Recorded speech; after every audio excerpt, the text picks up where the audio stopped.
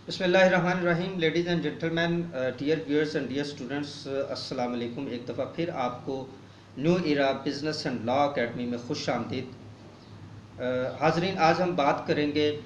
लिस pendens के असूल पे, जो कि सिविल लिटिगेशन में बहुत इंपॉर्टेंस रखता है। स्टे से आप आमतौर पर वाकिफ़ हैं कि जब दो पार्टीज़ के दरमियान कोई डिस्प्यूट होता है किसी प्रॉपर्टी के हवाले से और एक पार्टी क्लेम करती है कि एक प्रॉपर्टी जिस पे वो काबिज़ है, उसकी मलकियत भी उसकी है, काबिज़ भी वो है, और अगर उसे स्टे ना मिला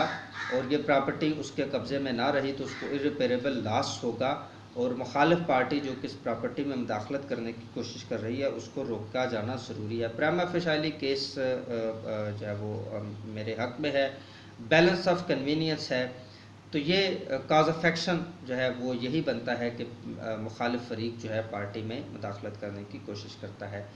तो इस बुनियाद पे आपको स्टे मिलता है और कोर्ट कहती है कि इस प्रॉपर्टी को एग्जिस्टिंग पोजीशन में रखा जाए या स्टेटस को में रखा जाए, और बाज़ का साथ लिख देते हैं कि if the application is not forward the stay shall be in the next state the stay shall be vacated automatically,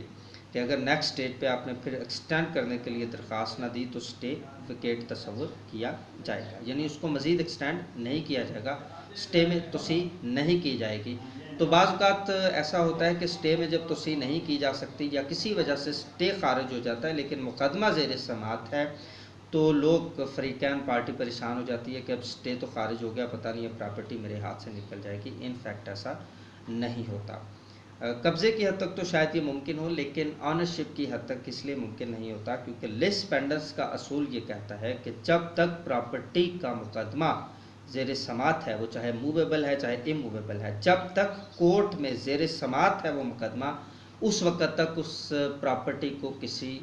तीसरे फ़रीक को ट्रांसफ़र नहीं किया जा सकता या उस प्रॉपर्टी की एग्जिस्टिंग पोजीशन को नुकसान नहीं पहुंचाया जा सकता ता वक्त कि आप कोई स्पेसिफिक आर्डर ना किसी अथॉरिटी से लें उस प्रॉपर्टी के हवाला से, उस वक़्त तक आप उस प्रॉपर्टी को ट्रांसफ़र नहीं कर सकते। तो लिस पेंडेंस का आसान लफ्ज़ों में ये मतलब है, ये असूल है कि जब तक किसी भी प्रॉपर्टी मूवेबल या इमूवेबल प्रॉपर्टी का मुकदमा किसी भी अदालत में ज़ेर समाअत है, उस वक़्त तक उस प्रॉपर्टी को उस मुकदमे के फ़ैसला होने तक किसी नेक्स्ट तीसरे फरीक को ना तो ट्रांसफ़र किया जा सकता है और ना ही किसी और तरीके से उस प्रॉपर्टी में मुदाखलत की जा सकती है। इसको लिस पेंडेंस का असूल कहते हैं। अगर कभी आपका स्टे वेकेट हो भी जाता है तो लिस पेंडेंस के असूल पर आप अपनी प्रॉपर्टी को सिक्योर रख सकते हैं, लेकिन